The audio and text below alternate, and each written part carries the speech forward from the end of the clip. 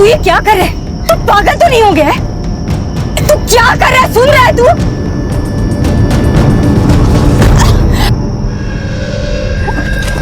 तेरा दिमाग खराब हो गया क्या? पागल हो गया तू?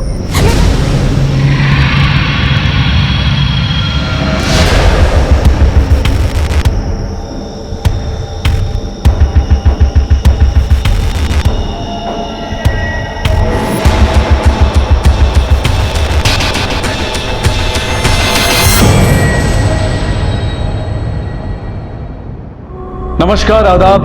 क्राइम पेट्रोल डायल 100 में आप सबका स्वागत है। एक छोटी सी नसीहत सलाह कई बार किसी के जीवन में बहुत बड़ा बदलाव ला सकती है, पर अक्सर लोग दूसरों की नसीहत पर विचार किए बिना ही उसे ठुकरा देते हैं। लेकिन जो लोग आपको प्यार करते हैं, आपकी भलाई चाहते हैं, वो बार बार आपको नसीहत देते रहेंगे, आपको समझाने की कोशिश करते रहेंगे कि आप गलत रास्ते पर हैं।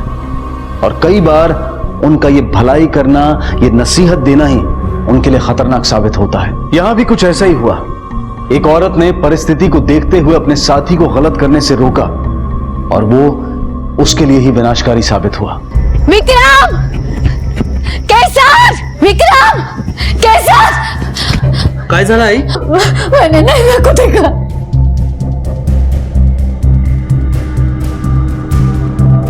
फिर तूने नाम लिया उस मनुष्य का? हाँ? नाक कटाकर भागी थी यहां से 3 साल पहले। आज भी लोग हमारे मुंह पे थूक रहे हैं। आज के बाद अगर नाम लिया ना उसका तो जुबान काट दूंगा तेरी। चल। आई! चल। आई! कैसर! मैं सच कह रहा हूँ, मैंने नैना को देखा है। वो लौट आई है, मैंने देखा उसको बाजार में। आई शांताराम, प्लीज रडू नका। नैना आई है, मैंने देखा है नैना को। तो भाभी ने हद कर दी। इतनी देर हो गई अब तक नहीं आई। अल्लाह कसम, ये बच्चा क्या मेरे भरोसे पैदा किया है? उसका फोन भी नहीं लग रहा है। मेरा तो जी घबरा रहा है। मैं कभी तक आई क्यों नहीं? अब वो आएगी भी नहीं।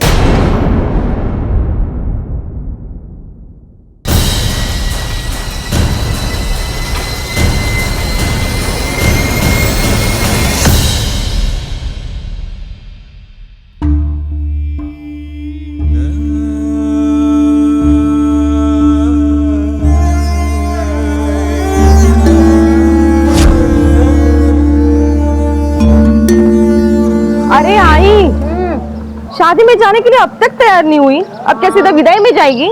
अरे बाबा, कितनी सुंदर दिखती है और कितनी बड़ी। मैं तो सोच रही हूँ शादी करके तुझे विदा कर दूं। ए आई, अजिबात नाही हा। मी तुला सोडून कुठेच लांब नाही जाणार। म्हणजे अपनी आई को दहेज में अपने साथ लेके जाएगी? हाँ, मेरी आई को मेरे साथ में दहेज में लेके जाएगी। पागल। और वैसे भी आई, बाबा तुझे बहुत मारते हैं ना, मैं तुझे अपने साथ लेके जाऊँ। मुझे बिल्कुल पसंद नहीं है। अरे मौसी, तू तैयार नहीं हुई अभी तक? देखो ना दादा, मैं भी वही बोल रही हूँ आई को। अच्छा, तू तो तैयार है ना? हाँ। तू चल, मौसी बाद में आ जाएगी। हाँ बेटा, तू दादा बरोबर जा, मैं आती हूँ तैयार। ठीक। चल।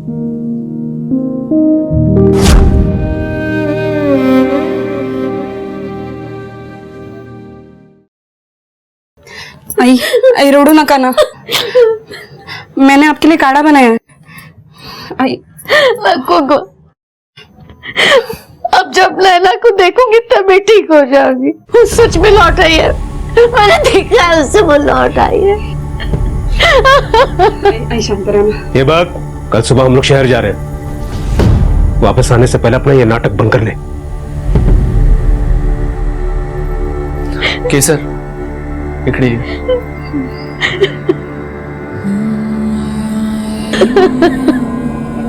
नैना,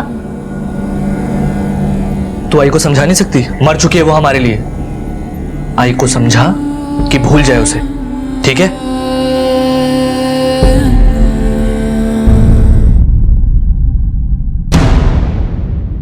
साहब, मेरी ननद नैना 3 साल से गायब है। 3 साल से आपकी ननद गायब है, तो अचानक आज कंप्लेंट लिखवाने का ख्याल कहां से आया? वो सब कल शाम मेरी सासू माँ ने उसको चौक वाले मार्केट के यहाँ पे देखा था। नैना, नैना, नैना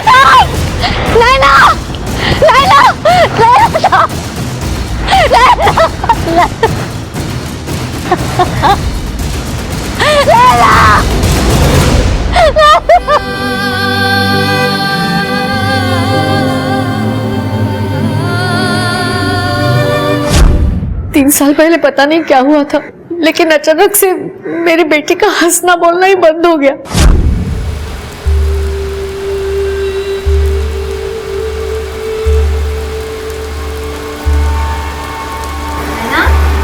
ले, तेरे लिए खीर बनाई है, खा के बता तो। नहीं नहीं, मन नहीं कर रहा।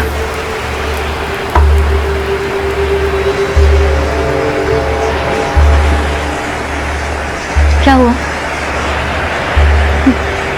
जब से शादी से लौट आई है चुप चुप से, क्या हुआ? बता ना, क्या हुआ? क्या हुआ बेटा? रो क्यों रही है? क्या हुआ बेटा?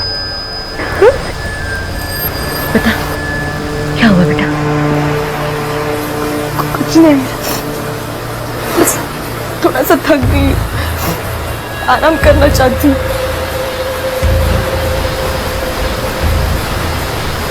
तुझे तो बुखार भी है। देख, बुखार की गोली खा और सो जा। हाँ? मन करे तो खीर खा लेना, रोना नहीं। नैना, चाह गेगा?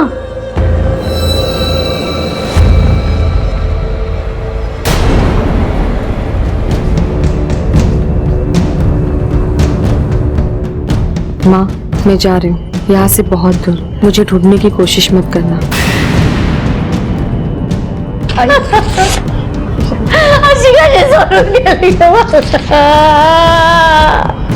आज के बाद नैना का नाम इस घर में कोई नहीं लेगा। नैना हमारे लिए मर गई। मेरी बेटी मुझे छोड़कर नहीं जा सकती साहब। आयशा, नहीं जा सकती। देखिए, आप चिंता मत कीजिए, आप रोइए मत, घर जाइए, हम आपकी बेटी को ढूंढने की पूरी कोशिश करेंगे।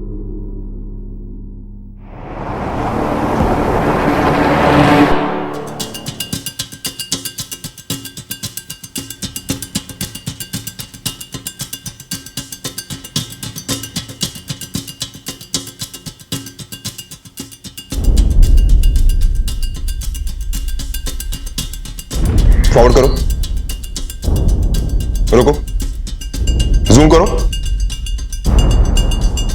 पवार, इस ऑटो की सारी इंफॉर्मेशन निकालो। Okay sir. किसी अपने को खोने से बड़ा दर्द और कुछ नहीं हो सकता। एक तरफ कोल्हापुर में नैना नाम की एक लड़की गायब थी, तो वहीं दूसरी तरफ मुंबई में हूबहू नैना की तरह से दिखने वाली महक नाम की लड़की गायब थी। पहली नजर में देखो तो ये दोनों लड़कियां एक ही दिखती हैं, पर क्या ये वाकई में एक ही हैं, या फिर ये एक जैसी दिखने वाली दो अलग अलग लड़कियों के गायब होने की कहानी है। एक तरफ नैना की मां गंगा को 3 साल बाद भी अपनी बेटी के वापस आने की उम्मीद थी, तो वहीं दूसरी तरफ महक की सास नौशीन भी अपनी बहू को लेकर परेशान थी। तो क्या इन दोनों औरतों का इंतजार खत्म होने वाला था, या फिर किसी अनहोनी की दस्तक थी ये पूरी वारदात? पुलिस ने गंगा के कहने पर नैना की तलाश शुरू कर दी। एक मां 3 साल बाद फिर से अपनी बच्ची को पाने के लिए बेचैन हो उठी थी, और वहीं दूसरी तरफ महक का मासूम बच्चा भी अपनी मां का इंतजार कर रहा था। तो क्या अब एक मां का अपनी बेटी से और एक बच्चे का अपनी मां से मिलने का इंतजार खत्म होने वाला था, या फिर अब भी उन्हें और इंतजार करना था?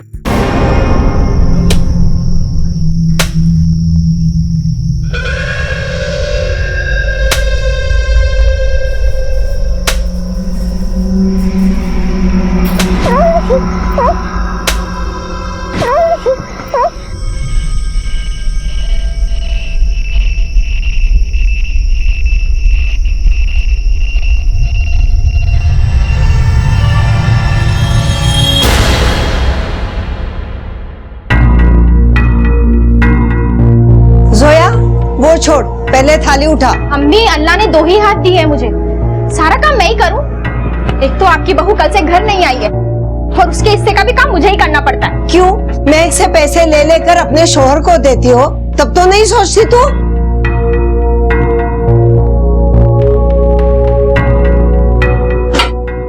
अरमान, तू बताता क्यों नहीं? मैं गई कहाँ है? कहीं तेरा उसके साथ झगड़ा तो नहीं हुआ? कल सुबह भी तू उसके साथ लड़ रहा था। मैं तंग आ गई तुमसे और तुम्हारे उस काम से। हाँ, जब तुम्हें जरूरत थी तब तो मैं बड़ा पसंद था ना, और मेरे काम से भी कोई तकलीफ नहीं थी। अब क्या हुआ, मेरे में कांटे लग गए? अरे ठीक ही तो कह रही है ना, अब तो तेरा बच्चा भी हो गया है, कम से कम अब तो ये सब कुछ छोड़ दे। अम्मी, नहीं छोड़ूंगा मैं इसको। अगर मुझसे तकलीफ है तो ये जाए मुझे छोड़कर। अरे मैं क्या पूछ रही हूँ? अम्मी, तुम्हें हमेशा अपनी बहू की पड़ी रहती है, अपने बेटे से दुश्मनी है ना तुम्हारी। फिर वही बात, तो बताना कहाँ गई है मर वो? गई वो। और कुछ?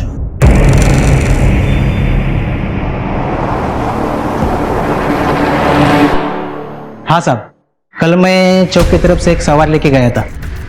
पवार, तुम्हारे ऑटो में ये लड़की बैठी थी? याद नहीं आ रहा साहब। अच्छा ये बताओ कि तूने उसे छोड़ा कहां था?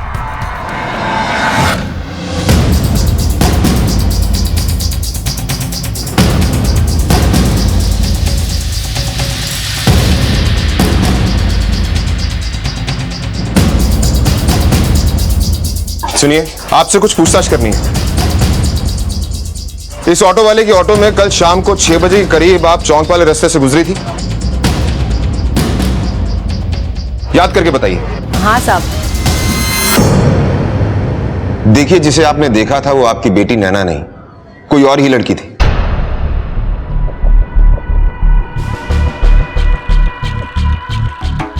लगा था मेरा इंतजार पूरा हो गया, मेरी बेटी लौट आई। अब तो डर लग रहा है, उसे देखे बिना ही मेरी आंखें बंद हो जाएंगी। अगर ऐसी ही बात थी तो 3 साल पहले आपने कंप्लेंट क्यों नहीं की? साहब, हिम्मत ही नहीं हुई। मेरे पति और मेरे ससुर बहुत गुस्से वाले हैं। उनको अगर आज भी पता चला कि हम लोग यहाँ पे आए हैं तो वो लोग हमें जान से मार देंगे। साहब, मेरी बेटी को ढूंढ निकालिए, मेरी बेटी को ढूंढ निकालिए साहब, उसे ढूंढ निकालिए। पवार, इस नैना की तलाश जारी रखो, हो सकता है कोई क्लू मिल जाए कि वो कहाँ है। एक माँ को उसकी बेटी मिल जाएगी। एक काम करो, इसकी फोटोग्राफ सारे पुलिस स्टेशन में भिजवा दो और अपने सारे खबरियों को अलर्ट कर दो। Yes sir. एक माँ की अपनी बेटी से मिलने की आशा एक बार फिर अधूरी रह गई। उसकी आंखें अपनी बेटी का चेहरा देखने के लिए तरस रही हैं, उसके कान अपनी बेटी की खैर खबर सुनने के लिए तरस रहे हैं। एक डर भी है उसके मन में कि क्या ये इंतजार कभी खत्म भी होगा या नहीं, कहीं उसके साथ कोई अनहोनी तो नहीं हुई। ऐसे में इंसान अपने आप से लड़ता है, और गंगा भी पिछले 3 सालों से इसी भंवर में फंसी हुई थी। कबीर, अम्मी आ जाएगी, अम्मी आ जाएगी। कबीर, दूध पी लो। अम्मी, भाईजान से पूछना। अब तो मुझे भी डर लग रहा है, भाभी कल से घर नहीं आई है। लाई से तो मुझे दे दे। उसकी तबीयत खराब है इसलिए काम पर नहीं आ रही। किसका फोन था? मैक के दुकान वालों ने फोन करके परेशान कर दिया है। उसके बॉस का फोन था। सच सच बता, मैं कहाँ है? तुझे मेरी कसम। कल मैं गया था उसकी दुकान पर, उसे मना नहीं।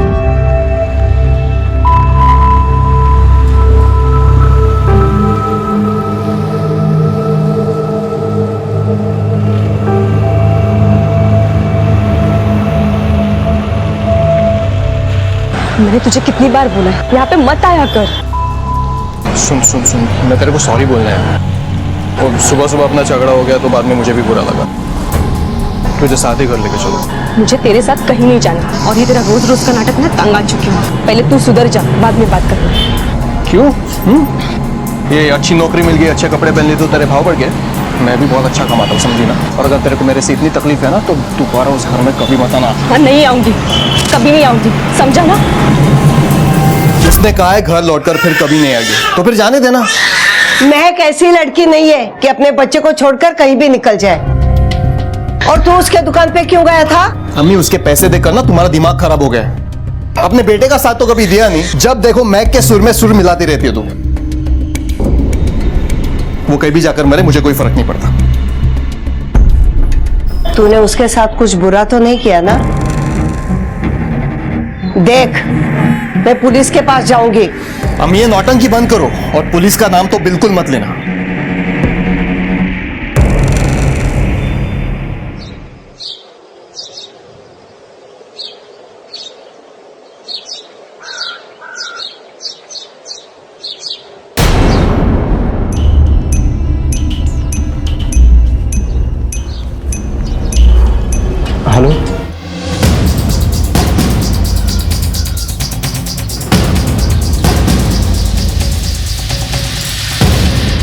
कुछ देखो। फोन तुमने किया था? हाँ सर, मैंने ही किया था।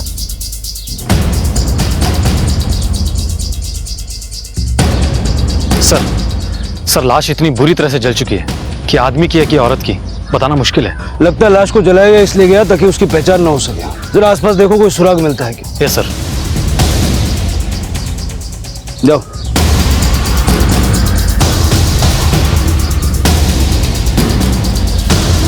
सर, ये पर्स मिला है।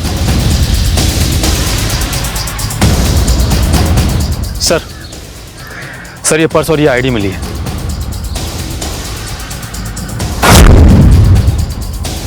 बॉडी को पोस्टमार्टम के लिए भेजो। Yes sir. महक खान।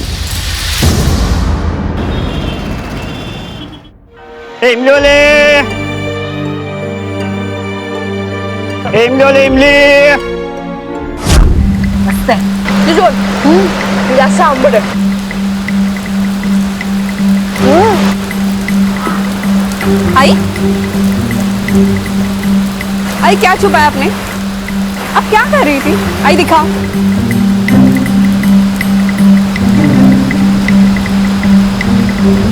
इमली। आई आपको पता है ना कि आपको इमली खाना मना है। बाबा ने देखा तो डांटेंगे आपको, और आपका गला भी तो खराब होता है। बाबा का बस चले ना तो वो हमें यहाँ पे घर पे ही बांध के रखे, अरे कुछ करने ही नहीं देते। तू नहीं बिगड़ा आई को। तू क्यों जल रही रे माँ बेटी से? जल कुकड़ी कहीं की तुझे खानी है?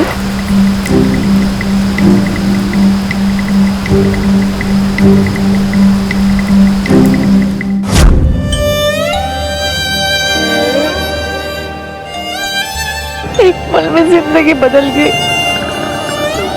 नैना, मेरी सारी खुशी आपने साथ ले गई।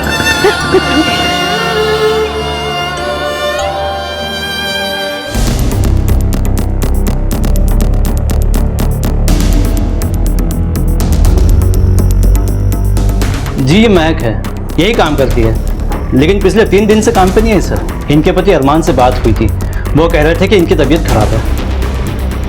उसके घर का एड्रेस दे सकते हैं? जी।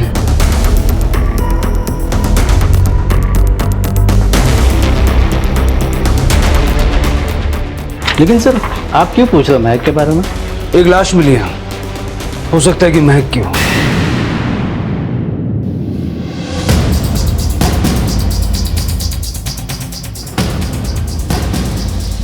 महक का साहब वो घर पर नहीं है। हम जानते हैं वो घर पर नहीं है, इसीलिए पूछा। कहाँ है? साहब हमारा झगड़ा हुआ था। कभी नहीं आऊंगी, समझा ना? फिर वो वापस नहीं आई। तुम्हारी बीवी तुमसे झगड़ा करके घर से चली गई, तुमने पता नहीं किया कहाँ गई? साहब ये सब मेरे लिए नया नहीं है, उसका तो हमेशा का है। हमेशा किसी ना किसी बात पर झगड़ा करके अपने सहेली के पास जाती है। अब मैं बार बार उसके पीछे उसका मजनू मंजूर तो नहीं घूमूंगा। ये आईडी महक का है ना?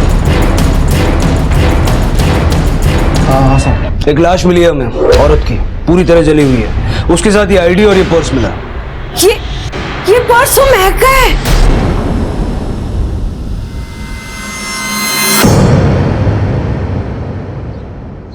सर इस बॉडी की इनिशियल पोस्टमार्टम रिपोर्ट आ गई है। बॉडी इतनी बुरी तरह से जल चुकी है कि पोस्टमार्टम रिपोर्ट में सही एज बता पाना भी मुश्किल है। डिटेल टेस्ट के लिए बॉडी को फॉरेंसिक में भेजा गया है। और हाँ सर, विक्टिम की नी रिप्लेसमेंट सर्जरी हो चुकी है, क्योंकि उसके बाएं पैर में नी रिप्लेसमेंट कैप लगी हुई है। उस नी कैप के सीरियल नंबर से उसके मैन्युफैक्चरर से कांटेक्ट करो, पता करो कि ये सर्जरी किस हॉस्पिटल में हुई। Okay sir. और हाँ सर, महक के कॉल डिटेल्स भी आ गई है। उसने लास्ट बार कॉल अपनी फ्रेंड सुमन को किया था, और महक का लास्ट बार फोन उसी लोकेशन पर ऑफ हुआ था। सुमन से बात करो। हाँ सर, महक यहाँ आई तो थी। सुमन, मुझे कुछ समझ में नहीं आ रहा, मैं उसको कैसे समझाऊं?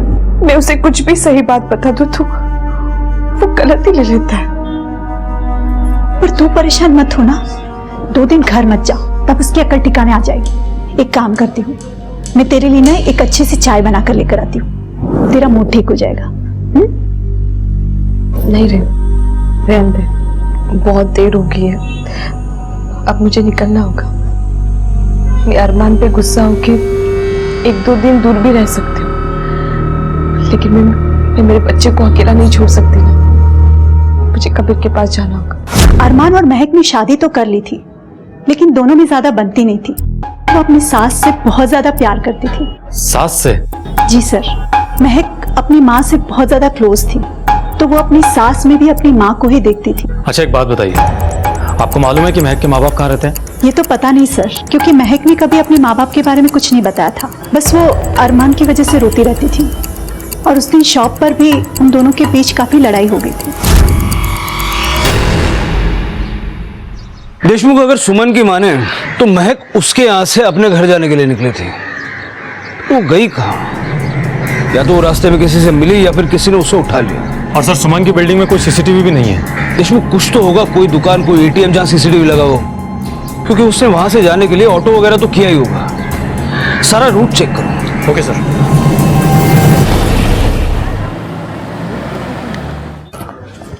सर नाग्या है, अरमान के बारे में कुछ इन्फॉर्मेशन देना चाहता है। भेजो। Okay sir.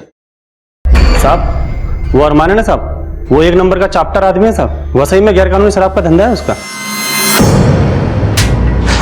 नहीं साहब, मैं सच बोल रहा हूँ। मुझे नहीं पता मैक के घुटने का कोई ऑपरेशन हुआ था। उसने मुझे रोती हुई, मैंने उसे खाना दिया, सहारा दिया। बाद में हमारे बीच में प्यार हुआ, फिर हमने निकाह कर लिया। मैंने उसे पूरी इज्जत दी साहब। हमारा एक बच्चा भी है। हमेशा लड़ता रहता था तू उसके साथ। उस दिन दुकान पे तेरा झगड़ा हुआ, सबने देखा। वो घर वापस नहीं आई और तूने पुलिस को नहीं बताया। क्यों? क्यों? साहब मैं बगैर लाइसेंस के देसी दारू बेचने का धंधा करता था साहब। इसी डर की वजह से मैं आपके पास नहीं आया। महक हमेशा मुझसे कहती थी कि मैं काम छोड़ दूं। इस बात को लेकर हमारे बीच में अक्सर झगड़े होते थे साहब। लेकिन इस वक्त मुझे सचमुच पता नहीं है महक कहाँ है।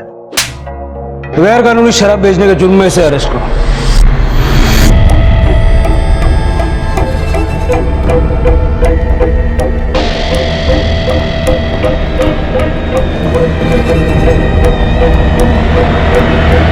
ये सीसीटीवी काम करता है? हाँ सब करता है। हमें इसकी फुटेज चाहिए।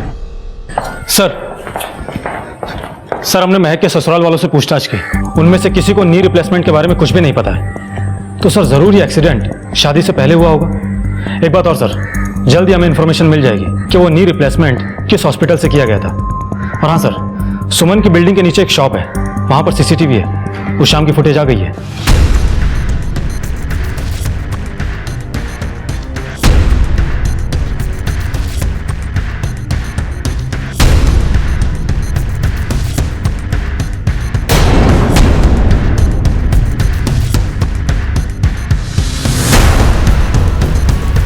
तो महक की सास है ना, ये यहाँ क्या कर रही है? रिश्तों के ताने बाने को समझना आसान नहीं होता। कहते हैं कि रिश्ते विश्वास की डोर से बंधे होते हैं, लेकिन विश्वास की ये डोर इतनी नाजुक होती है कि इसे टूटते देर नहीं लगती। कई बार जिनके साथ हम अपनी दुनिया बांट रहे होते हैं, उन्हीं के हाथों हमारी दुनिया खत्म हो जाती है। नौशीन इतने दिनों से यही नाटक कर रही थी कि वो महक के लिए परेशान है। उसे नहीं पता कि वो कहाँ है, लेकिन सीसीटीवी फुटेज से यह साफ था कि वो महक से मिलने गई थी। कुछ तो था जो वो छुपा रही थी, लेकिन क्या? उस दिन आप अपनी बहू से मिलने उसकी सहेली सुमन के घर गई थी? नहीं साहब। करड़े दाखवा।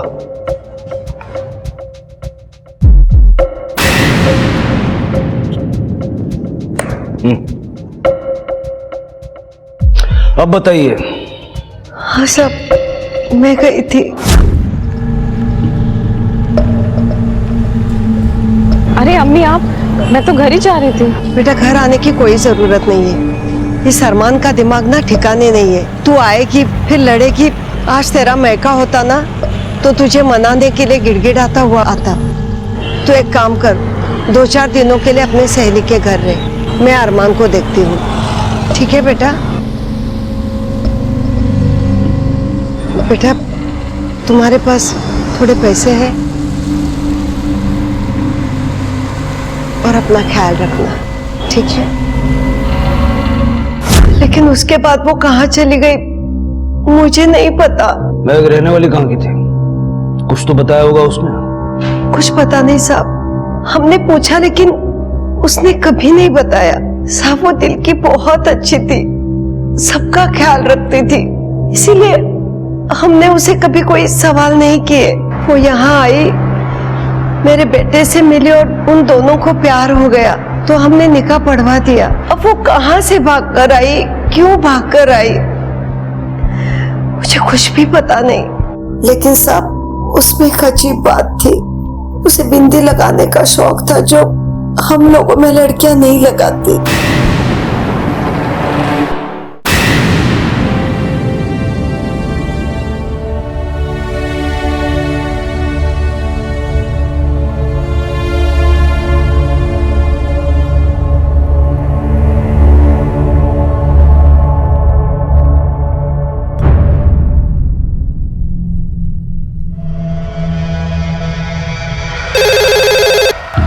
हेलो हेलो, मैं केसर बात कर रही हूँ, कोल्हापुर से। आप फोन करके बार बार क्यों परेशान कर रही है? रखिए फोन। हेलो। विक्टिम की डेड बॉडी से जो नी कैप हमें मिला था वो कोल्हापुर के एक हॉस्पिटल में किसी कुमुद नाम की औरत के पैर में लगाया गया था। और हाँ सर, पोस्टमार्टम की फाइनल रिपोर्ट भी आ गई है और रिपोर्ट के हिसाब से जो लाश हमें मिली थी वो किसी 22 साल की लड़की की नहीं बल्कि 45 साल की औरत की है। फिर महक की आईडी वहां क्या कर रही थी? कहीं ऐसा तो नहीं कि महक ने उसको मार दिया और फिर भाग गई? वैसे भी उसके बारे में कोई कुछ नहीं जानता। जरा पता करो ये कुमुद कौन थी और उसका महक से क्या कनेक्शन था। Okay sir.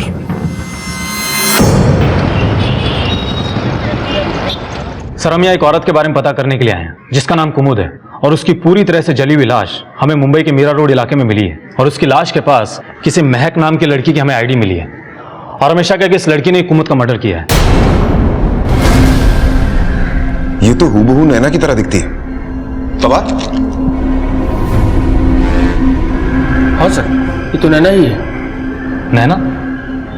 लेकिन इसका नाम तो महक है। देशमुख, हमें पूरा यकीन है कि ये नैना ही है। इसी गांव की लड़की है, 3 साल पहले गायब हो गई थी। इस पुलिस स्टेशन में इसकी मिसिंग कंप्लेंट भी दर्ज है। सर, हम भी बहुत दिनों से इस लड़की के बारे में पता करने की कोशिश कर रहे हैं लेकिन अभी तक कुछ भी पता नहीं चला है। सोचने वाली बात यह है कि कुमुद नाम की औरत के साथ इस लड़की की क्या दुश्मनी हो सकती है? अच्छा सुनो, ये कुमुद कहाँ रहती है? सर वो उधर।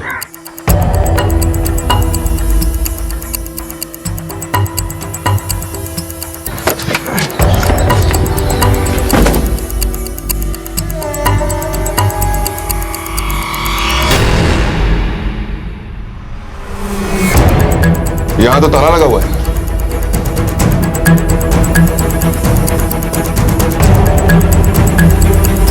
सुनो। हाँ सर। ये घर कुमुद का है ना? यहीं रहती है ना वो? लेकिन वो तो 2 साल हो गए यहाँ पर नहीं रहती, अब कहीं मुंबई में रहती है। मुंबई में कहाँ? साहब ये तो पता नहीं, लेकिन आगे उनके रिश्तेदार का घर है, आप वहाँ पूछ लीजिए। ये बक, ट्रैक्टर से काम झाले। कल खेत में उसको घुमा ले एक बार।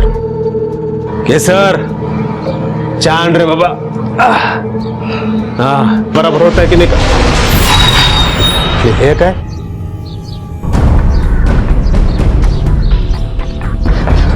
सर, मेरी बच्ची मिल गई। पहले आप लोग ये बताइए कि कुमुद आप लोगों की रिश्तेदार है ना? हाँ, मेरी सगी बहन। अच्छा एक बात बताइए, उनके घुटने का ऑपरेशन हुआ था? 5 साल पहले उसका एक्सीडेंट हुआ था। लेकिन हुआ क्या है? उनका मर्डर हो गया है और उनकी लाश के पास हमें आपकी बेटी की आईडी मिली है जो शहर में महक बन के रह रही है।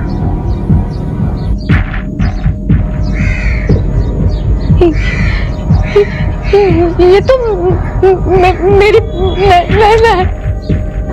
नैना।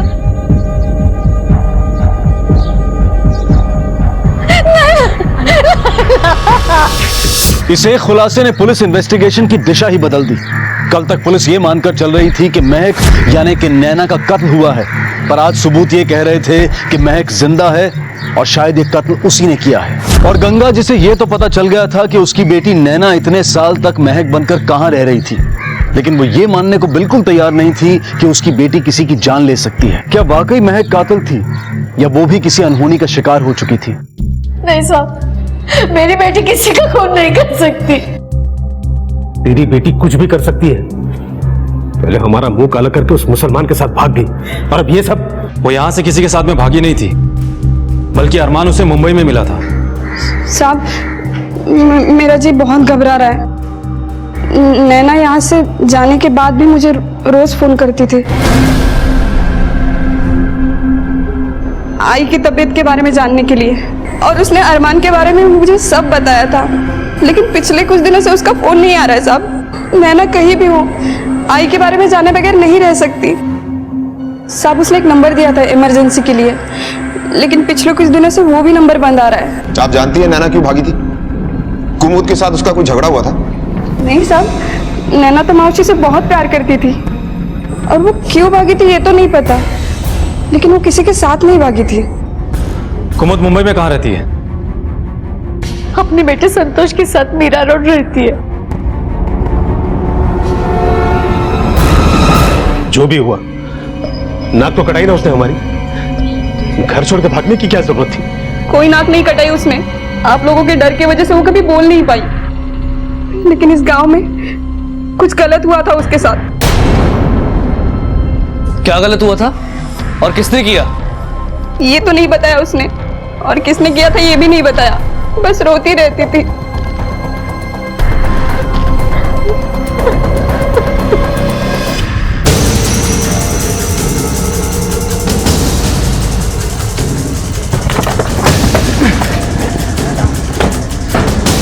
ये संतोष का घर कौन सा है?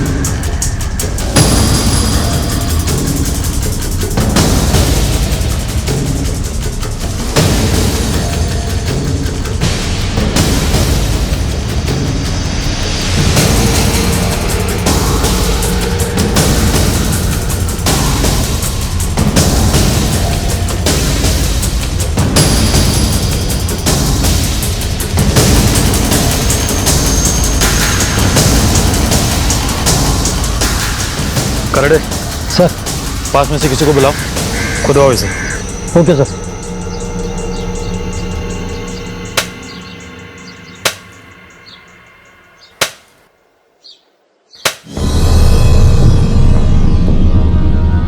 एक मिनट, ये गोनी को बाहर निकालो।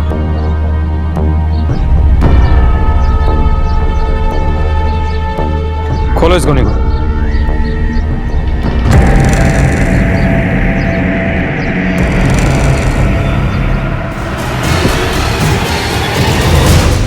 सर इकडे। सर, महक की लाश।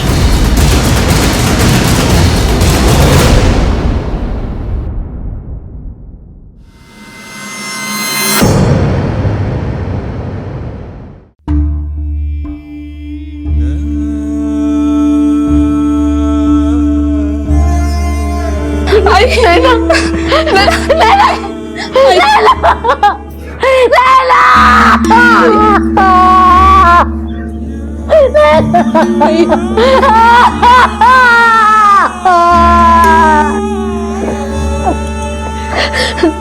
आपकी बेटी की डेड बॉडी कुमुद के घर में मिली और कुमुद का बेटा संतोष गायब है। हमें पूरा शक है कि आपकी बेटी को संतोष ने मारा है। लेकिन संतोष तो नैना को बहुत प्यार करता था, वो भला उसकी जान क्यों लेगा? ये तो वही बता सकता है। मादर को बोलो फॉलोअप करें। Okay sir. सर, ये रहे संतोष के कॉल डिटेल्स।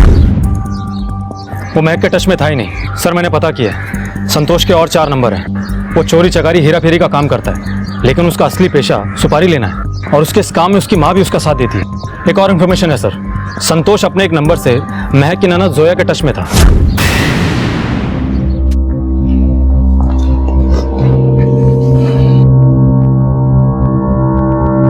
सर, मुझसे गलती हो गई, मैं गुस्से में पागल हो गई थी। महक भाभी की वजह से उस घर में मेरी कोई औकात ही नहीं रह गई थी। अम्मी, अरे जोया देख तो सही, बच्चा रो रहा है। क्यों? ये अपना बच्चा भी नहीं संभाल सकती क्या? क्यों? तेरे पति ने तुझे घर से निकाल दिया तो बार बार महक से पैसा लेकर ये सोचकर तू उसे देती है कि वो वापस बुला लेगा। अब जब तक यहाँ है अपनी भाभी का बच्चा भी नहीं देख सकती। मेरी हालत नौकरों वाली हो गई थी। मेरे शौहर ने भी ताने मार मार कर मुझे घर से निकाल दिया कि मैं किसी काम की नहीं हूँ, 2 पैसे नहीं ला सकती। तुम संतोष से कैसे मिले? सर, मैंने उसे महक भाभी के साथ मार्केट में देखा था।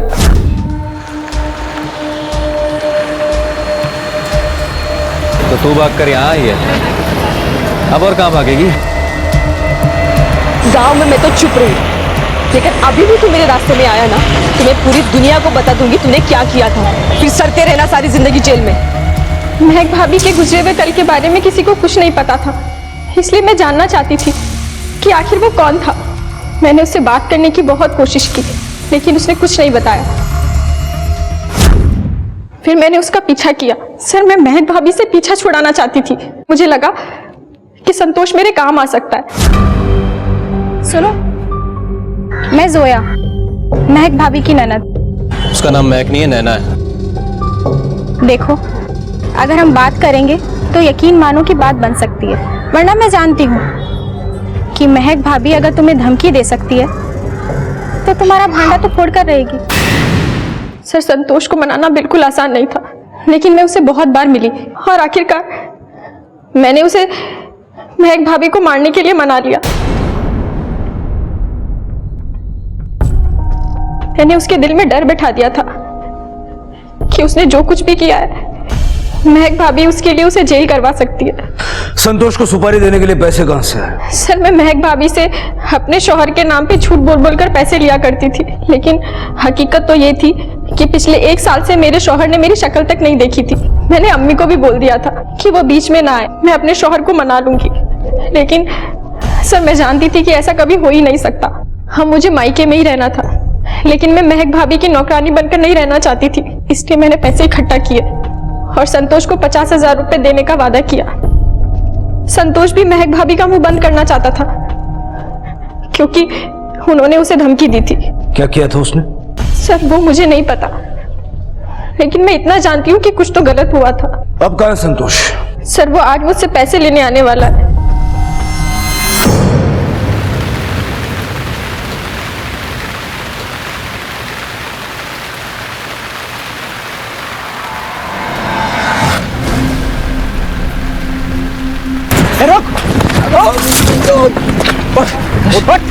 लेके चलो सर।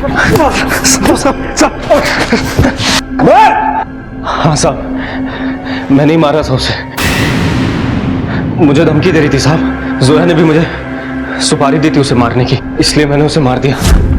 मैंने उसका पीछा किया साहब, बहुत दिनों तक। रोज उसका ऑटो से पीछा करता था, उसे पता नहीं चलता था।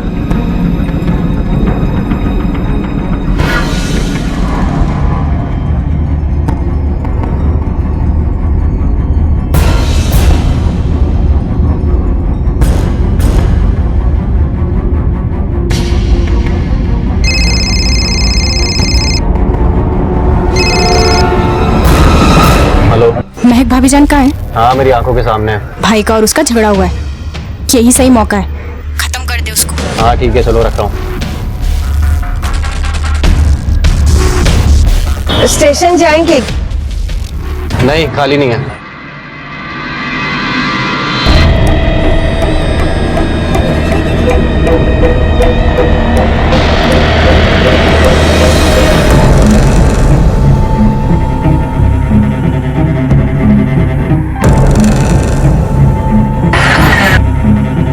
रिक्शा,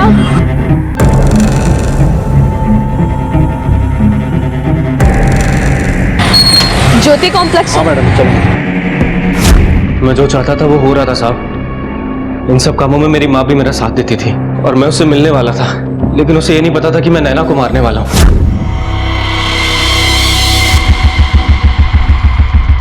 अरे भैया, क्या कर रहे हो आप?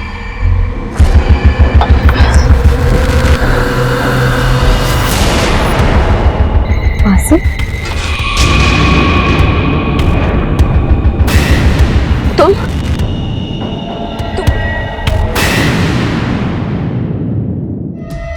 नैना, तू ये क्या कर रहे है? तू अपनी बहन को मारेगा? देख, मैंने तुझे अभी तक साथ दिया, लेकिन मैं वापस करने नहीं दूंगी। तेरा दिमाग खराब हो गया क्या? आज तक तेरे सारे गलत काम में मैंने तेरा साथ दिया, लेकिन इस पे नहीं। नैना मेरी बेटी जैसी, कितना प्यार करती है मुझे, तू उसे मारेगा? इससे बाद में मारूंगा, पहले तुझे मारूंगा। तेरी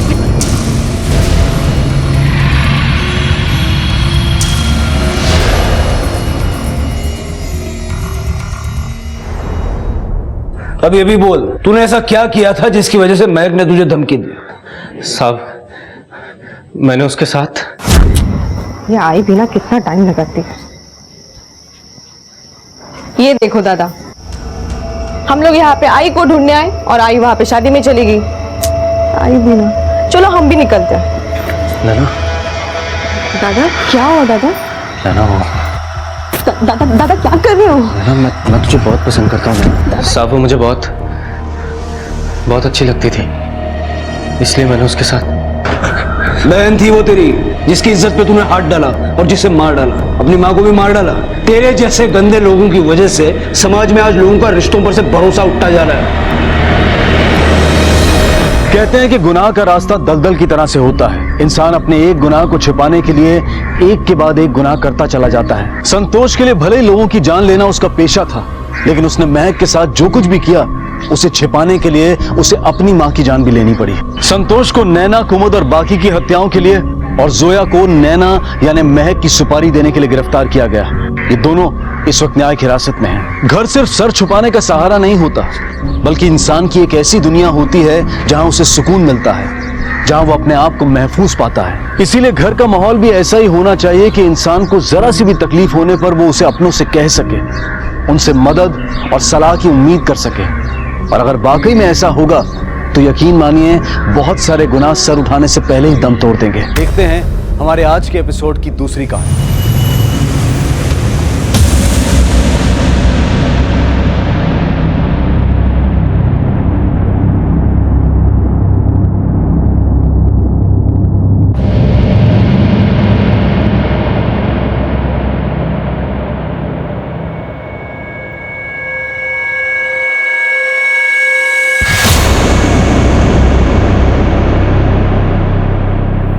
दादा,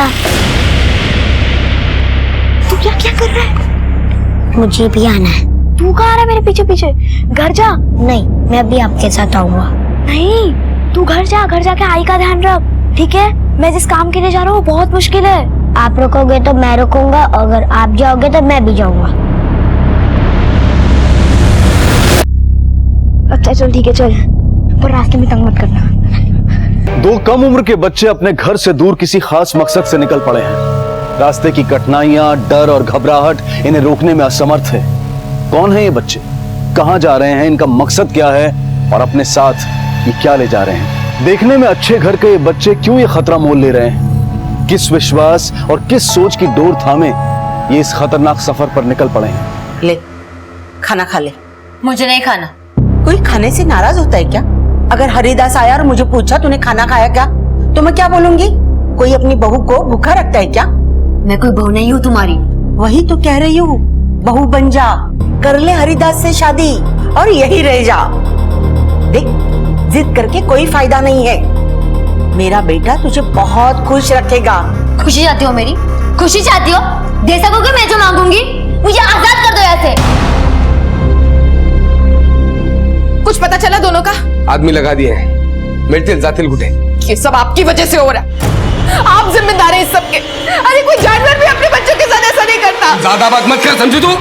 इस सब की उतनी ही जिम्मेदार तू भी है। ये आंसुओं की आड़ में छुपने की कोशिश मत करना।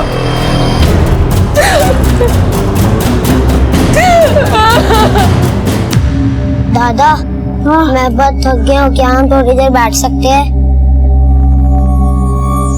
चल, यहाँ पे बैठ।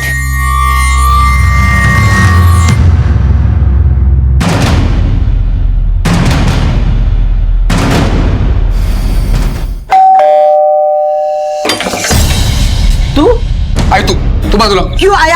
तू बाजूला, मैं शीतल से बात करनी है। क्या बात करनी है? देख, तेरा यहाँ आना ठीक नहीं है, तो अपना घर परिवार संभाल। मेरे को मत सिखा तू। अरे उन्हीं के बारे में बात करनी है। आज तक तेरी मनमानी की ना, वो बहुत हो गई, अब मैं नहीं करने दूंगी। मैं साहब, दो बच्चे थे, वो मेरा टिफिन चुरा के भागे तो मैं उनके पीछे गया। एक बच्चे ने तो मेरे सर पे पत्थर मारा साहब। उनके साथ और भी कोई था? कुछ सामान वगैरह? बस एक थैला था जिसमें से बदबू आ रही थी, वो वहां पे पड़ा हुआ था साहब। अभी सड़े हुए मांस की बदबू आ रही है।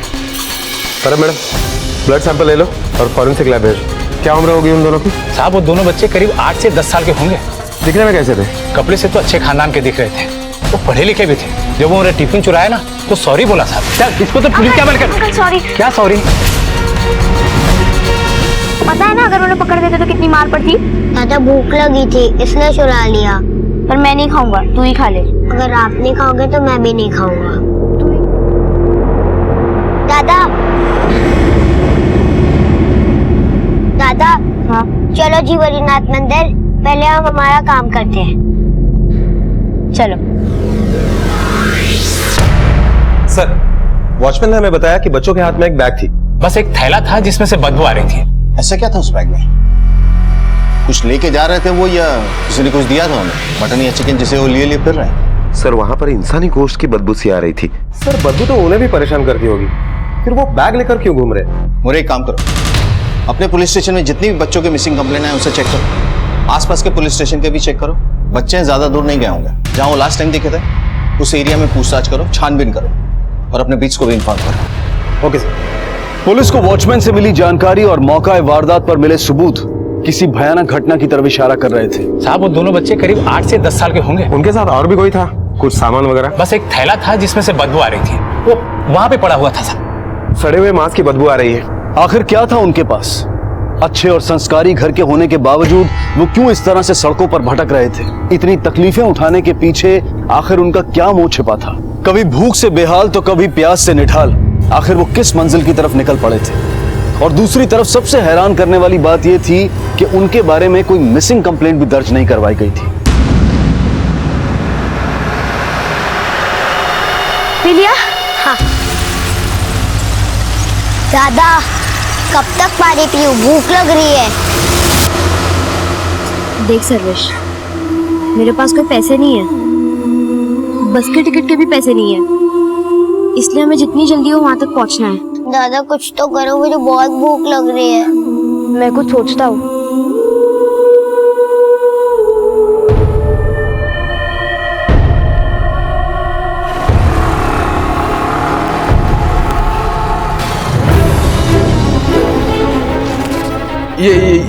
ये दो बच्चों को कहीं देखा है क्या? आपने देखा है? अरे दादा, मुल्ला इतना जी, इनको देखा है क्या कहीं?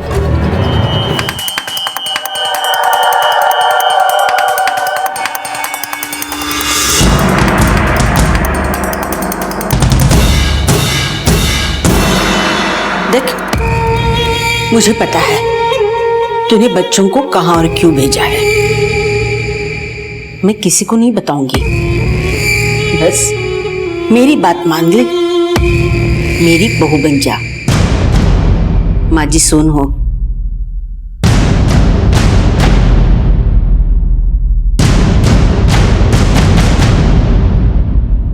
भैया गणपति का चंदा देखो ना कितना ने दिया, आप भी दो ना।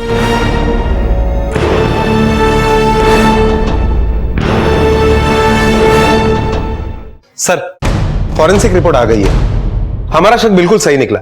जो खून के सैंपल मिले हैं वो इंसानी खून के ही है। इसका मतलब है किसी मरे हुए इंसान की बदबू। मुझे ऐसा क्या हो सकता है इस बैग में?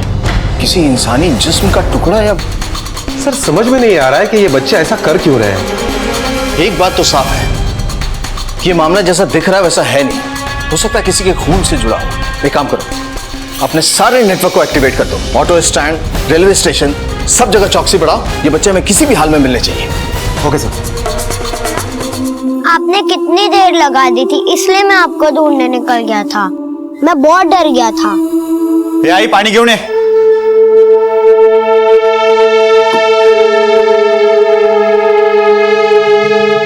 पानी की मानी कि नहीं हो शादी के लिए? समझाया तो बहुत है, लगता है मान जाएगी। अगर सीधी तरह से नहीं मानेंगे तो मुझे टेढ़ा होना पड़ेगा।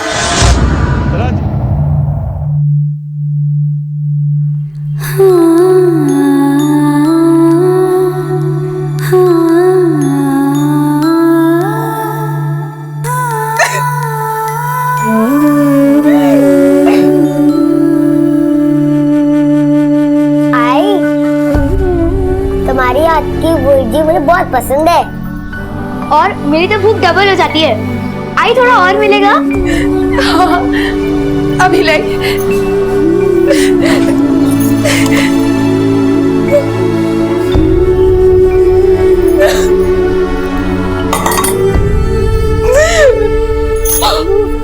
चौकन्नी हो गई और बच्चों पर भी खतरा बढ़ने लगा था। पंडारीनाथ और उसका भाई हरिदास खुद बच्चों को ढूंढ रहे थे, लेकिन वो पुलिस की मदद क्यों नहीं लेना चाहते थे? अपने बच्चों को अच्छे संस्कार देने वाली, उनको याद करके उन्हें रोने वाली उनकी माँ यशोदा खामोश क्यों थी? इस सब की उतनी ही जिम्मेदार तू भी है। ये आंसुओं की आड़ में छुपने की कोशिश मत करना।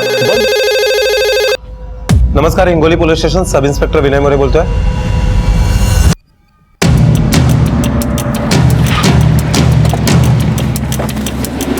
साहब मैंने फोन किया था आपको। क्या हुआ था यहाँ? साहब हम लोग सो रहे थे कि कुत्तों की भौंकने की जोरदार आवाज आने लगी साहब, और साहब उस थैली पर कुत्ते टूट पड़े थे साहब, और हमने ये थैली 2 बच्चों के हाथ में देखी थी साहब। हुलिया कैसा था उनका? साहब देखने में तो अच्छे ही घर के लग रहे थे। पहला करीब 10 साल का होगा साहब, और दूसरा यही कोई 8 साल के लगभग साहब। अरे हुलिया से तो बच्चे वही लग रहे हैं। कहाँ गए वो बच्चे? सब उस दिशा में गए थे साहब। सर बच्चों की रूट को देखा जाए तो ये बच्चे कहीं तो जा रहे हैं, लेकिन कहाँ? ये रास्ता हाईवे की तरफ जाता है। सर ये देखिए, इसमें कुछ लिखा है। नरसी ग्राम पंचायत हिंगोली। होना हो बच्चे इसी गांव के होंगे। एक काम करो, इनसे रेफरेंस लेके बच्चों के स्केच बनवाओ और खुद एक टीम लेके इस गांव में जाओ। वहां लोगों से पूछताछ करो, देखो क्या हाथ लगता है। बैग को फॉरेंसिक के लिए भेजो। खाना खा ले। बहू बनाना चाहती है ना मुझे, और बहू को यूं हाथ बांधकर खाना खिलाएगी। क्या बोले तू? बहू? हरिदास आएगा ना, और ये सुनेगा तो कितना खुश होगा। अभी वो बाहर गया है, अब भी आता होगा। ये ले, तेरे हाथ खोल देती हूँ। ये ले, खाना खा ले।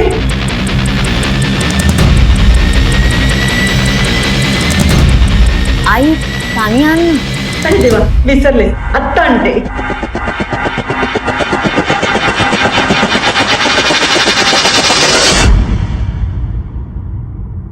ले पानी। कहाँ गई ये?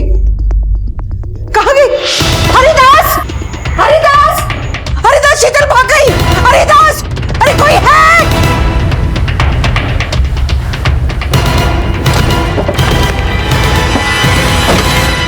शिंदे सर, तुम्हारे पास जो स्केचेस हैं पूरे गांव में पूछताछ करो कि ये बच्चे रहते कहाँ पे। सर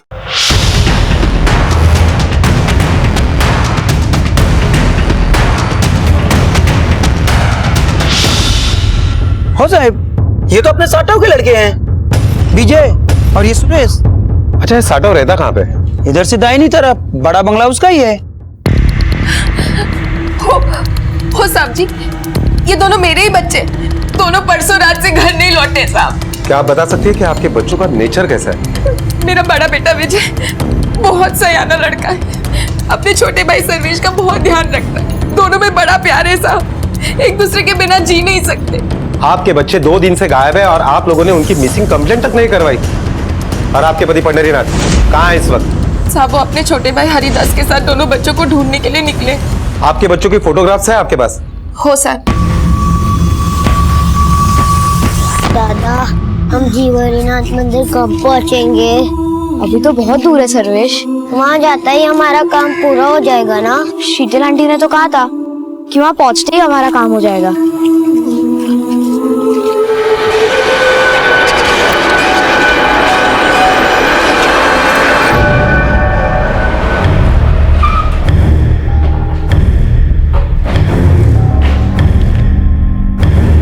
सर बच्चों का एड्रेस कंफर्म हो गया है। बच्चे पास ही के नरसी गांव के। ये रहे उनके फोटोग्राफ। सर बच्चों के बाप का नाम पंडरीनाथ है और पंडरीनाथ का एक छोटा भाई है हरिदास। पंडरीनाथ की वाइफ यशोदा से हमारी बातचीत हुई और उसके मुताबिक पंडरीनाथ और हरिदास बच्चों को ढूंढने के लिए बाहर गए। सर ताज्जुब की बात यह है कि बच्चे खो गए हैं। इसके बारे में गांव में किसी को भी कुछ भी पता नहीं है। ये बच्चे भाग क्यों रहे हैं और कहाँ जाना चाहते हैं ये तो तभी पता चलेगा जब ये हमारे हाथ में आए। Hello. Okay okay. Sir Pandharinath घर पर वापस आ गया है। बुलाओ से। Yes sir.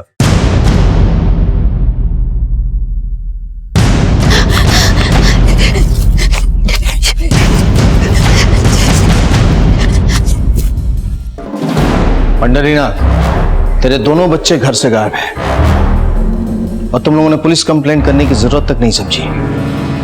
जान सकता हूं क्यों? जी वो क्या है कि एकदम खरा बोला है सर, पटकन। जिस तरह हमें लगा कि यहीं कहीं होंगे, आसपास वापस आ जाएंगे, लेकिन साहब जब वो नहीं लौटे तो हमने सोचा कि आपके पास आने से पहले थोड़ी हम कोशिश कर लें। जो इन्फॉर्मेशन अब तक हमें मिली है और जो तफ्तीश से पता चला है वो ये कि तुम्हारे बच्चों के पास एक बैग है जिसमें इंसानी खून के निशान मिले हैं और उससे जबरदस्त बदबू आ रही है। जान सकता हूं क्या है उसमें? मुझे नहीं पता क्या था उसमें। बोला सच सच बोल। चाहे शपथ संतोष साहब, मुझे वाकई नहीं पता उसमें क्या था। तेरा एक भाई है ना हरिदास, कहाँ है वो? सुना है तेरे साथ बच्चों को ढूंढने के लिए वो भी बाहर निकला था। जी वो भी ढूंढने निकला है बाहर, दूसरी तरफ गया होगा वो। फोन लगा उसको। हाँ फोन लगा उसको। जी जी।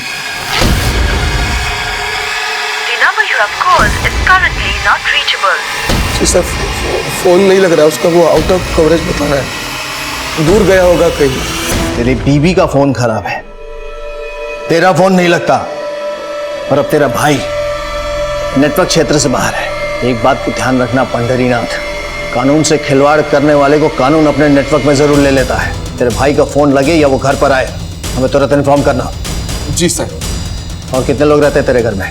वो मेरी आई है रखुआ भाई, वो हरिदास के यहाँ रहती है। अपने भाई का नंबर लिखवा दे।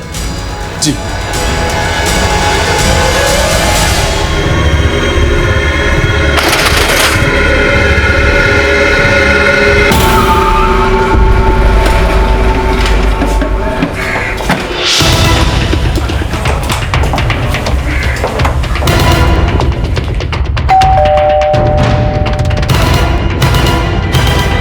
हरिदास कहाँ है? वो तो पंडरीनाथ के बच्चों को ढूंढने गया है। उन बच्चों के पास एक बैग है जो हमें मिला है और उसमें से बदबू आ रही है। आप बता सकती हैं उस बैग में क्या है? बच्चे कहाँ गए? मुझे पता नहीं साहब उस बैग में क्या है। अब बच्चों को ढूंढ निकालिए ना, पता नहीं किस हालत में होंगे।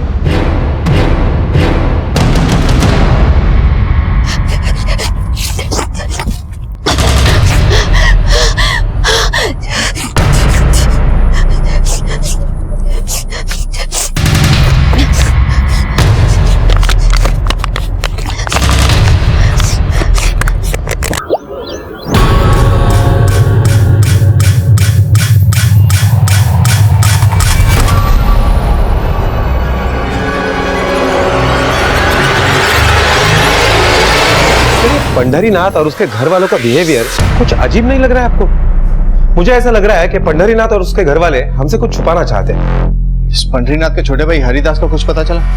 नहीं सर। सर, अभी अभी एक खबर मिली कि नरसी गांव के पास के जंगल में एक डेड बॉडी मिली है।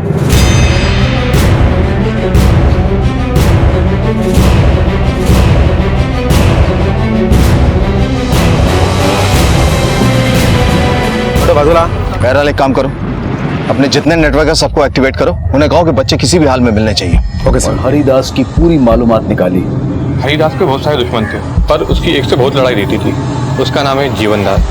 पहले बच्चों का किसी खास मकसद से अपने घर से निकल जाना, फिर उनके पास किसी इंसानी खून और मांस की बदबू का मिलना इस केस को संगीन बनाए हुए था। क्या शीतल बच्चों के बारे में कुछ जानती थी? इतनी तकलीफों के बावजूद बच्चे जीव हरिनाथ क्यों जाना चाहते थे, वो भी एक इंसानी मांस का टुकड़ा लेकर? सवाल कई थे, लेकिन पुलिस बड़ी सावधानी से इस केस के हर पहलू की जांच कर रही थी। नमस्कार शिर्के साहब, जीवन राव। काय साहब, गांव में खून होता है, खूनी को पकड़ने के बदले आप इज्जतदार आदमी को स्टेशन बुलाते हो। पिछले 2 दिन से तुम कहां थे? अरे साहब, मैं तो गांव में था ही नहीं। आप चाहे तो कोणाला पण विचारूंगा। पंडरीनाथ। कैसे? सर सुना है, ऐसा बोलना नहीं चाहिए। राम राम राम। सर हरिदास एक लड़की को खरीद के लाया है, उसी के चक्कर में दोनों भाइयों में महाभारत छिड़ी है।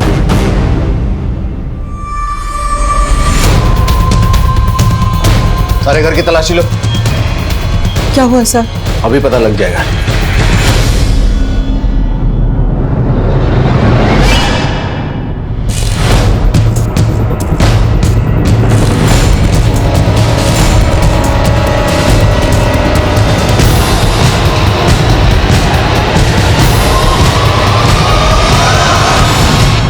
सर, लड़की को कुछ कपड़े मिले हैं, ये चूड़ियां और ये कान की बाली और ये रस्सी। क्या है ये सब? किसके कपड़े हैं ये? मेरी होने वाली बहू शीतल के कपड़े हैं ये। कहाँ है शीतल?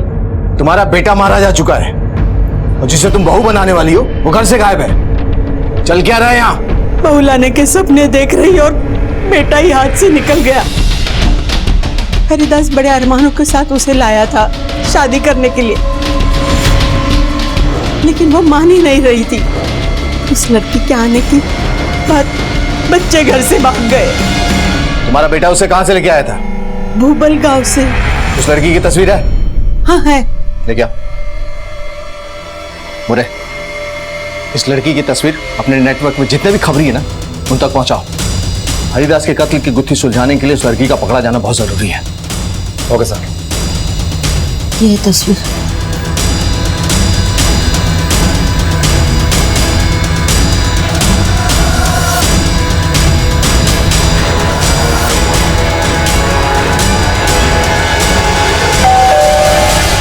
क्या आपको पता था कि आपके पति पंढरीनाथ की उस लड़की शीतल के ऊपर बुरी नजर थी? हाँ साहब, मैं जानती थी, लेकिन शीतल कौन है, कहां से आई है, मुझे कुछ नहीं पता। आप बस मेरे बच्चों को ढूंढ दीजिए। सर, कहीं ऐसा तो नहीं कि लड़की के चक्कर में पंढरीदास ने हरिदास को मारा और बच्चे ये देखकर डर के भाग गए? शिंदे, हाईवे से एक ही रास्ता है जो जीव हरिनाथ मंदिर जाता है। शायद बच्चे वहीं गए होंगे। तुम एक काम करो, अपनी एक टीम जीव हरिनाथ मंदिर के पास लगवा दो और उनसे कहना जैसे ही बच्चे दिखे उन्हें यहाँ लेकर आना। सर, अब सीधे सीधे ये बता, क्यों मारा हरिदास को? मैंने नहीं मारा साहब हरिदास को। चल, मैं तेरी मुश्किल थोड़ी आसान करता हूँ। शीतल को पाने के चक्कर में तूने हरिदास को मारा। अब ये बता, शीतल कहाँ है? कहाँ छुपा के रखा उसे? हरिदास शीतल से शादी वादी कुछ नहीं करना चाहता था सर। उसने खरीद के लाया था शीतल को, 4 दिन मजे करके बाद में बेच देता उसे। लेकिन मेरे बच्चे गायब होने के तुरंत बाद ही शीतल भी गायब हो गई। मुझे लगा कि हरिदास ने उसे कहीं छुपा दिया है और उसे ढूंढने का नाटक कर रहा है वो। अब जब हरिदास की भी लाश मिली है साहब, तो मतलब साफ है ना उस शीतल ने ही मारा है हरिदास को।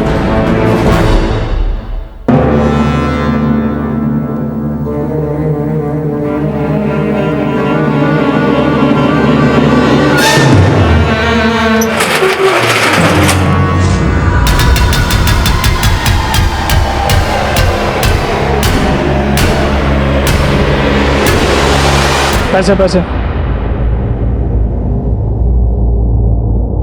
पैसे पैसे नहीं है मेरे पास। पैसे नहीं है तो क्या फोकट में चल रहा है गाड़ी क्या?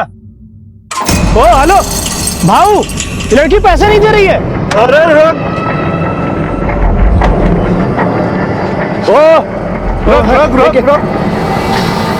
क्या? पैसा दे, पैसा। पैसा नहीं है मेरे पास।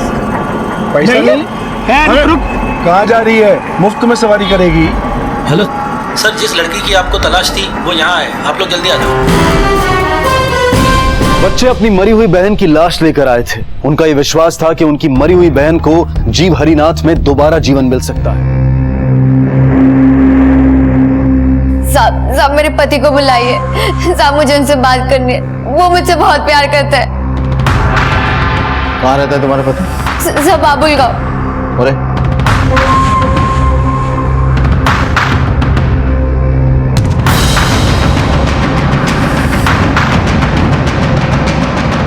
ओ मेरी 56 छोरी, चलो लॉन्ग ड्राइव पे चलते हैं। चलो, खाना बाहर ही खाएंगे। Long drive? मैंने ही शीतल को बेचा था हरिदास के हाथों। जब मुझे पता चला कि हरिदास का खून हो गया है तो मैं आप लोगों की तहकीकात की जानकारी के लिए पुलिस स्टेशन आया जाया करता था साहब। साहब, ये आप क्या कह रहे? ऐसा बिल्कुल नहीं हो सकता। मेरे पति मुझसे बहुत प्यार करते हैं, वो ऐसा कभी नहीं करेंगे। मैं जानता हूँ कि तुम्हारे साथ बहुत बुरा हुआ है। सारी बात खुल के बताओ मुझे। हरिदास को क्यों मारा तुमने? साहब, उस दरिंदे को तो मरना ही था। मैं उसके चंगुल से किसी तरह बचकर भाग रही थी और उसने मुझे फिर से पकड़ लिया। हरिदास को क्यों मारा तुमने? साहब, उस दरिंदे को तो मरना ही था। मैं उसके चंगुल से किसी तरह बचकर भाग रही थी। मुझे उसे मारने का कोई दुख नहीं है साहब, मेरे साथ बहुत गलत करता था। उसने मुझे अपने घर पे कैद करके रखा था और एक दिन पंडरीनाथ की भी नजर मुझ पे पड़ गई। उनसे बात करती तो अपना सारा दर्द भूल जाती, पर एक दिन से आंटी मिठाई खाओ ना। क्या बात है, आज तुम लोग बड़े खुश लग रहे हो। हमारे घर हमारी बहन आने वाली है। हर साल हमारी माँ हमें राखी बांधती है और अब हमारी बहन हमें राखी बांधेगी। जिन बच्चों के बाप और चाचा औरत की इज्जत की धज्जियां उड़ा रहे थे, उसी घर के बच्चे एक लड़की के आने पर खुश हो रहे थे। बच्चे भले ही खुश हो रहे थे, लेकिन मुझे मालूम था कि पंडरीनाथ को बेटी नहीं चाहिए थी। हरिदास ने मुझे नशे की हालत में बताया था कि पंडरीनाथ ने अपनी बीवी यशोदा का 2 बार गर्भपात करवाया था। पिछले साल गांव के क्लिनिक पे छापा पड़ने के कारण वो तीसरी बार नहीं करवा सका और पंडरीनाथ के घर बेटी हुई। और शायद अपनी मरी हुई बहन को जिंदा करने के लिए वो जीवहरीनाथ के मंदिर गए होंगे। ये कौड़िया बाबा क्या चक्कर? साहब, मैंने ऐसे ही एक बार अपने गांव में कौड़िया बाबा का नाम सुना था। वो मुर्दों को जिंदा करता था, लोगों की बलि चढ़ाता था। सब मुझे भी नहीं पता, मैंने तो बस वहां से निकलने के लिए ही बहाना बनाया था। तुम्हारे ये बहाना उन बच्चों की मौत का कारण भी बन सकता है। अरे बच्चों की जान खतरे में, हमें फौरन वहां जाना होगा।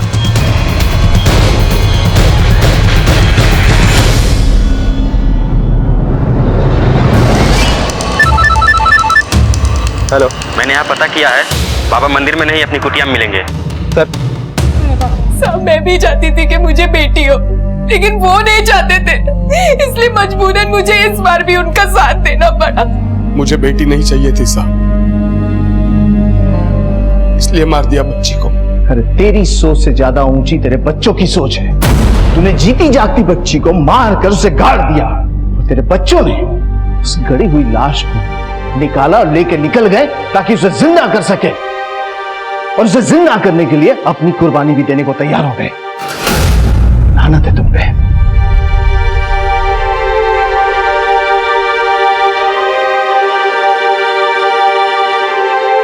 आज भी हमारे समाज में औरतों को खरीदा और बेचा जाता है। कभी उन्हें मां की कोख में तो कभी मां की गोद में मार दिया जाता है, और मर्दानगी का दावा करने वाले ये भूल जाते हैं कि उन्होंने भी एक औरत की कोख से ही जन्म लिया है। औरत मर्द के खिलाफ ना जाए, उसके खिलाफ कोई आवाज ना उठाए, चुपचाप घर बसा ले, बेटे पैदा करती रहे, इसी सोच ने खुद औरत को औरत का दुश्मन बना दिया।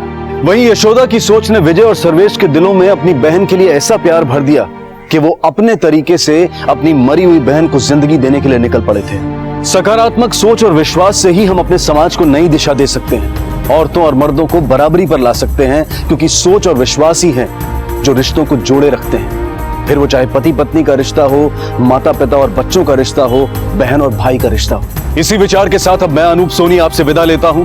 फिर मुलाकात होगी अगले एपिसोड में एक और चौंका देने वाले केस के साथ। तब तक अपना और अपने परिवार का ख्याल रखें और देखते रहें क्राइम पेट्रोल डायल 100। सबक एक को सीख हम सबको। जय हिंद। इस तरह के और भी एपिसोड देखने के लिए हमारे चैनल को सब्सक्राइब करें और बेल आइकन दबाना ना भूलें।